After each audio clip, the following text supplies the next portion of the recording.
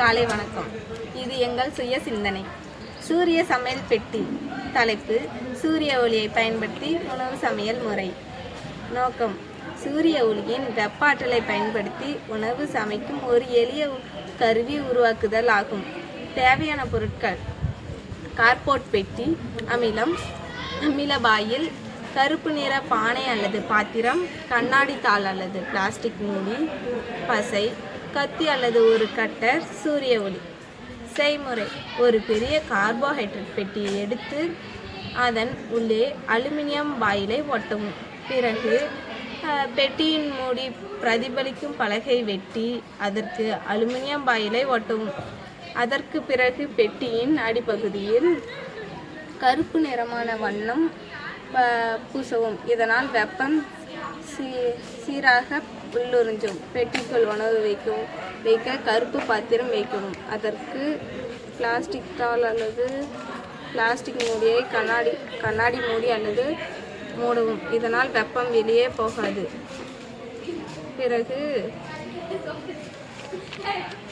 சூரிய ஒளியை நேராக படும் இடத்தில் பெட்டியை வைக்கவும். பிரதிபலிக்கும் பலகையும் சூரியனை நோக்கி இருக்க வேண்டும். சில மணி நேரம் உணவை வெந்துவிடும். பிறகு சூரிய ஒளியை பயன்படுத்தி சமையல் முறை செய்யலாம்.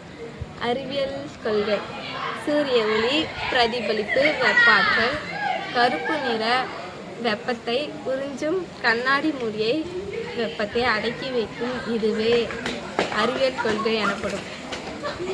பயன்பாடு: மின்சாரம், எரிவாயு, தீக்கட்டி போன்றவை தேவையில்லை.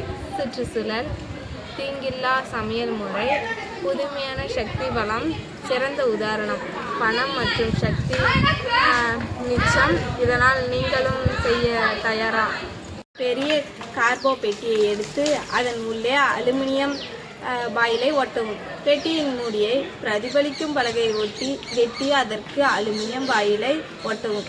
பெட்டியின் அடுத்த பகுதியில் கருப்பு நிற வண்ணம் பூசவும். இதனால் சிறப்பாக வெப்பத்தை உறிஞ்சப்படும். பெட்டிக்குள் உணவு வைத்து கருப்பு பாத்திரத்தை வைக்கவும். அதை கண்ணாடி தாள் அல்லது பிளாஸ்டிக் மூடியை ஒட்டவும். இதனால் வெப்பம் வெளியே போகாது. பிறகு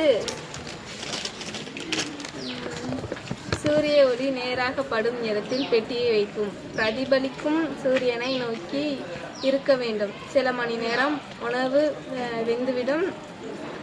பிறகு சூரிய ஒளி பிரதிபலிப்பு வெப்பாற்றல் கருப்பு நிற வெப்பம் உறிஞ்சப்படும். கண்ணாடி மூடி வெப்பத்தை அடக்கி வைக்கும். இதுவே அறிவியல் கொள்கை எனப்படும். சூரிய ஒளி நேராக படும். அனைவருக்கும்